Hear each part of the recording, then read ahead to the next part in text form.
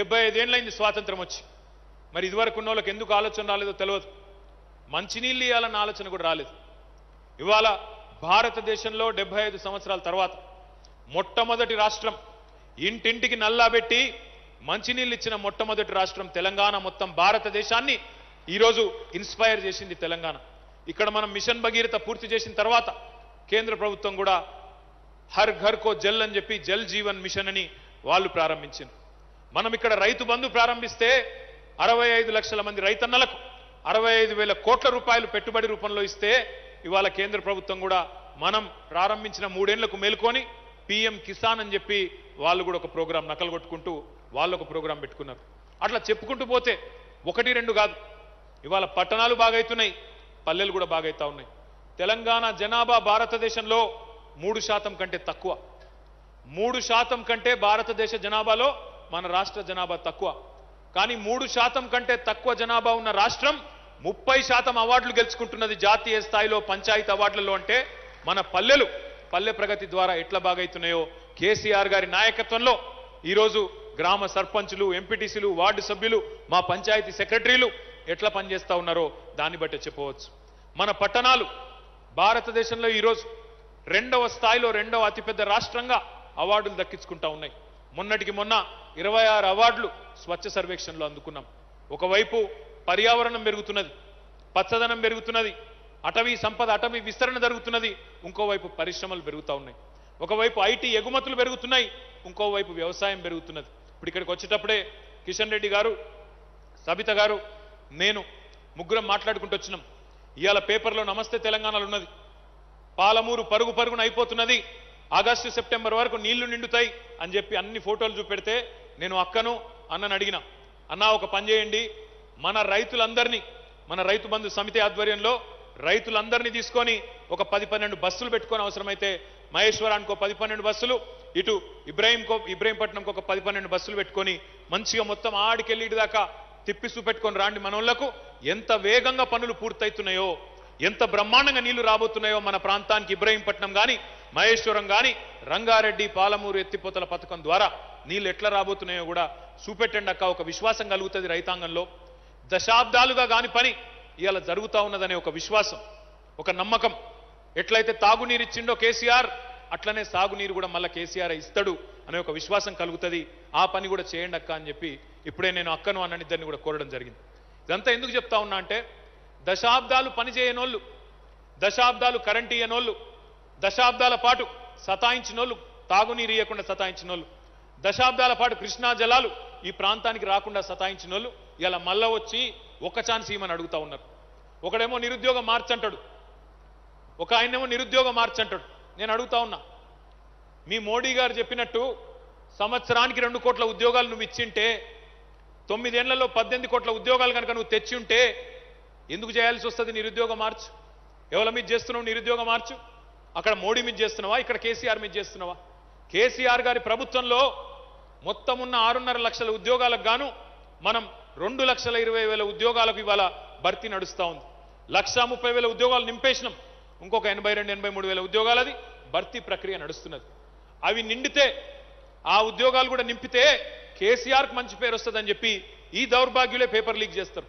వీళ్ళే అందులో పోయి టీఎస్పీఎస్సీలో జొరబడి 10వ తరగతి ప్రశ్నపత్రాలు లీక్ చేసి గబ్బు చేసేది వీళ్ళే, మళ్ళీ బయటికి వచ్చి లొల్లి పెట్టేది వీళ్ళే.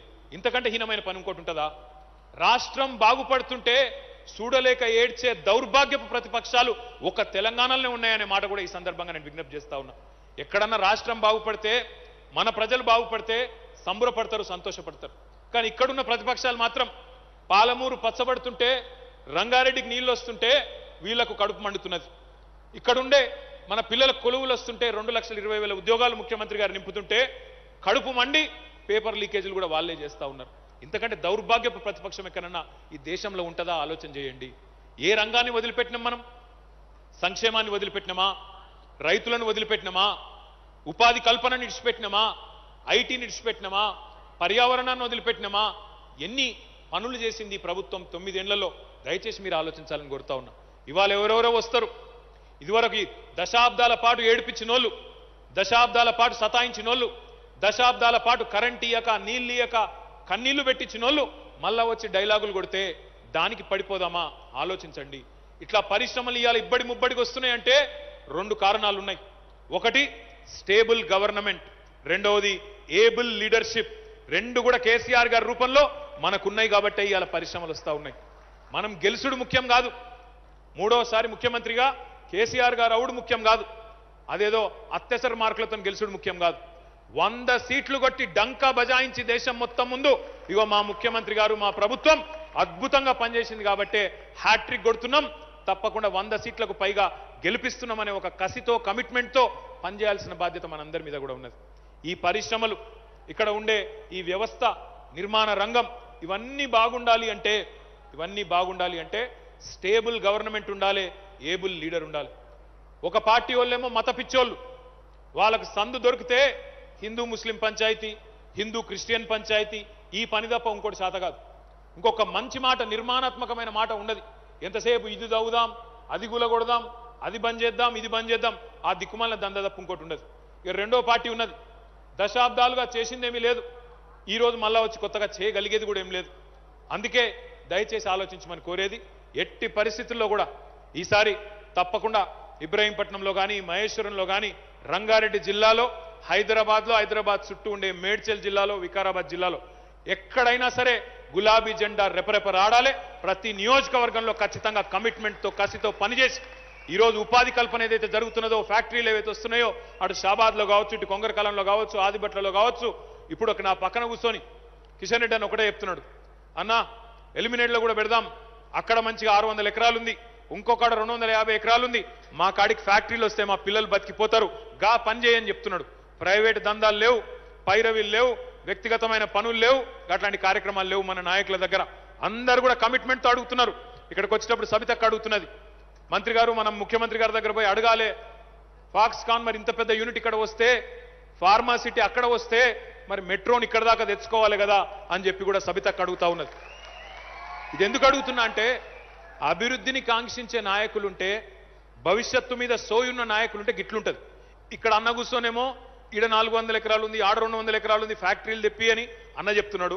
ఇక్కడ అక్క కూర్చోనేమో మెట్రో తెచ్చుకోవాలి, మనం పోయి ముఖ్యమంత్రి గారిని బతిమలాడుదాం, వచ్చే టర్మ్లో చేసుకుందాం, మంచిగా చేద్దామని అక్క చెప్తున్నది. ఇట్లాంటి నాయకులుంటే మీరు అడగకపోయిన పనులైతే, ఇట్లాంటి నాయకత్వం ఉంటే రాష్ట్రం అభివృద్ధి బాటలో పోతుంది, పెట్టుబడులు వస్తాయి, సంపద సృష్టించబడుతుంది.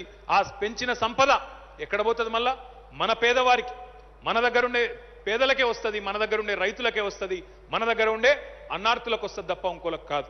కాబట్టి దయచేసి నేను మిమ్మల్ని కోరేది, మిమ్మల్ని అందరినీ కూడా ప్రార్థించేది, మనకు పచ్చని పంటలతో ఉన్న తెలంగాణ కావాలి, కొలువులున్న తెలంగాణ కావాలి. మతం మంటలతోని మండిపోయే తెలంగాణ వద్దు, కులం పిచ్చితోని పిచ్చి పిచ్చి ఆగమాగమయ్యే తెలంగాణ వద్దు. మన అభివృద్ధే మన మతం, సంక్షేమమే మన కులం, జనహితమే మన అభిమతం. ఆ దిశగా అందరం కలిసికట్టుగా కదం దొక్కుదాం.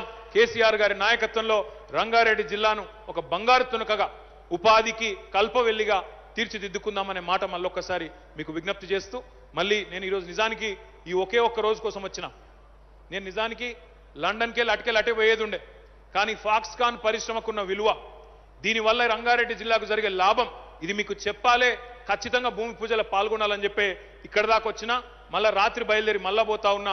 ఒకటే ఒక్క రోజు కోసం మరి నన్ను ఆహ్వానించినందుకు మా కిషన్ రెడ్డి అన్నకు, మా సవితక్కకు పేరు పేరున మీ అందరికీ కూడా హృదయపూర్వకంగా నమస్కారం. జై తెలంగాణ. హాయ్ ఫ్రెండ్స్, మా టుడే టుమారో యూట్యూబ్ ఛానల్ చూస్తున్నందుకు చాలా థ్యాంక్స్. మరిన్ని లేటెస్ట్ వీడియోస్ కోసం వెంటనే సబ్స్క్రైబ్ చేయండి. అలాగే ఈ బెల్ ని కూడా రింగ్ చేసేయండి. మా నోటిఫికేషన్స్ అన్ని మీ మొబైల్లో వస్తాయి. అలాగే మా వీడియోస్ మీకు నచ్చితే లైక్ చేయండి, షేర్ చేయండి, నచ్చకపోతే కామెంట్ చేయండి.